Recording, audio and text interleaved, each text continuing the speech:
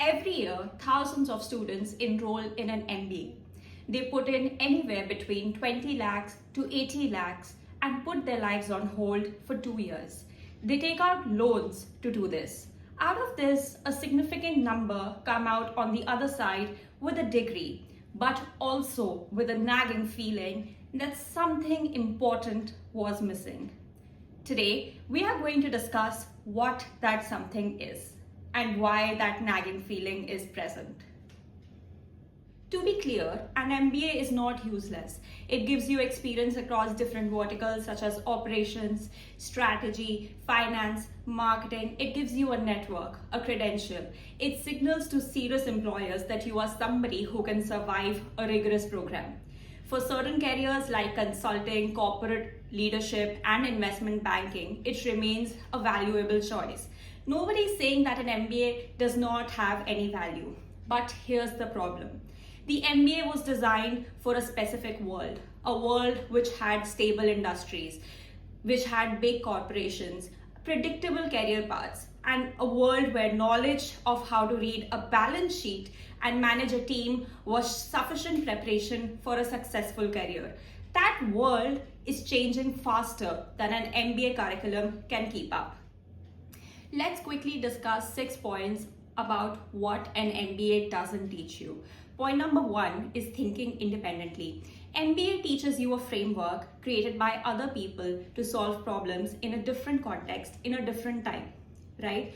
And those contexts and those times may no longer exist. Harvard Business School case studies are famous, but here's what nobody tells you. You are learning to analyze decisions that were made in a different time, in a different market, in a different context by someone else. Independent thinking, which is the ability to identify a problem that nobody has named yet and construct a framework for solving it from scratch, is not something you can teach in a classroom, and MBA does not seriously try. A philosopher going by the name of John Dewey spent his career arguing that the real education is not the transfer of old education and existing knowledge, but the development of the capacity to generate new knowledge. An MBA does not seriously try. And it does the former most exclusively, right? Which sums up our first point. Now this brings us to the second point, which is how to handle failure. MBA simulates business through case studies, projects, and curriculum.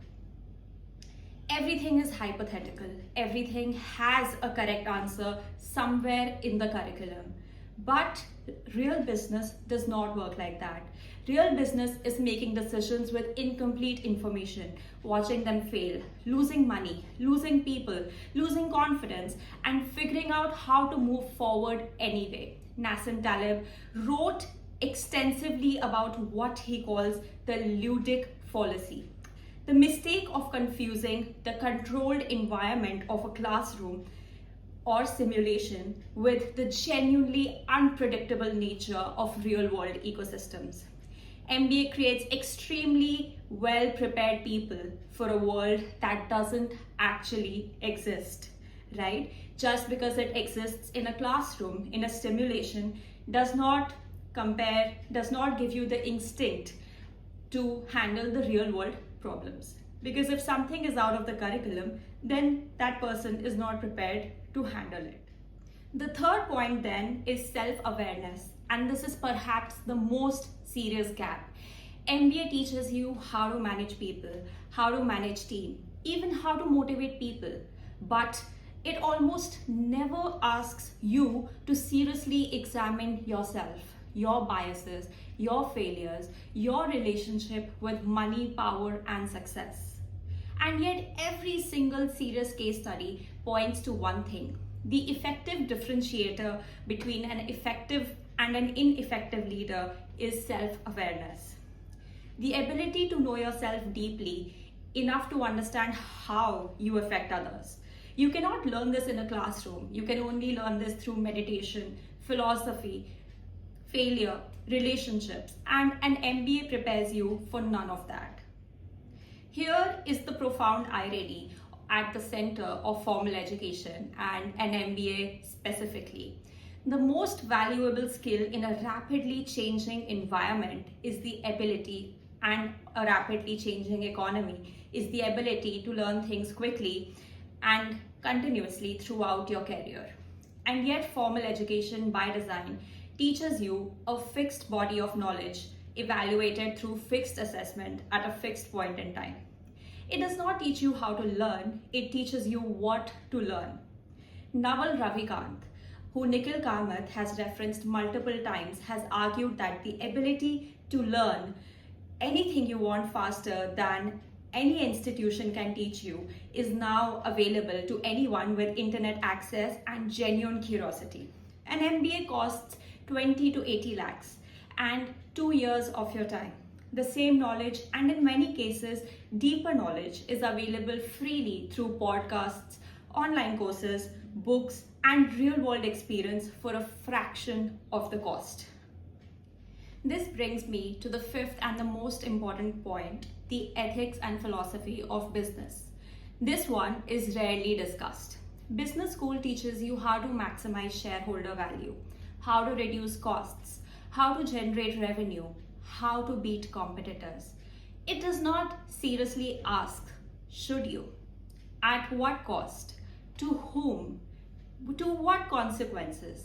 The 2008 financial crisis was not caused by people who didn't understand finance. It was caused by people who understood finance really well. But they had never been asked to examine the ethical implications of what they were doing. Philosophy, especially ethics, asks questions that an MBA does not. What is the business for?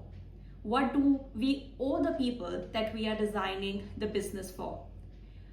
Where does legitimate competition end and exploitation begin?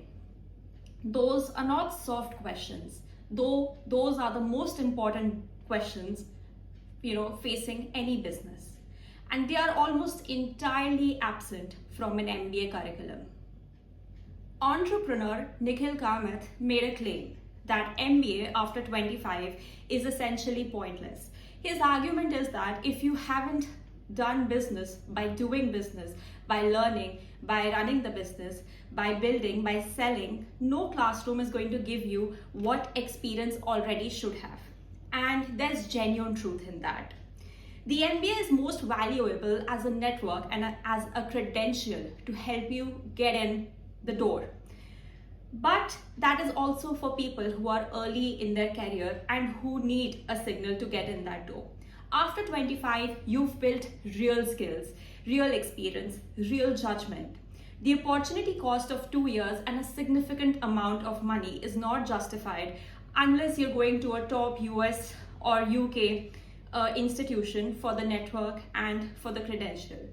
Otherwise, experience and doing and running a business by actually running a business opens doors that no other curriculum or an MBA can. So this brings me to the final question. If not an MBA, then what should you do instead? Number one, build skills that are demonstrable, not just credential, right? In a world where you can show your work through projects, through portfolios and content, credentials matter less than they did a decade ago. Read philosophy, psychology, history. The subjects MBA ignores are actually the ones that help build judgment, self-awareness, and ethical reasoning that actually make great leaders. Learn by doing as early as possible. Start something, sell something, fail at something. The experiential knowledge you gain is worth more than any case study. Be honest about why you want an MBA. If you want an MBA to get in through the door for the network and to enter a specific industry, you can go in for it. But if you're doing an MBA to delay a certain because you have nothing else to do or to delay a certain decision, then it's not the right choice. The MBA is not stupid, but it is incomplete. And the danger is not in what it teaches you. It's in what it makes you believe you don't need to learn. The most important things, how to think independently, how to know yourself, how to fail well, how to keep learning, these cannot be packaged into a 2-year program sold for 80 lakhs. They have to be lived, and the sooner you start living them, the better educated you actually become. Did you do an MBA, or are you considering one? Tell me in the comments whether you think it was worth it.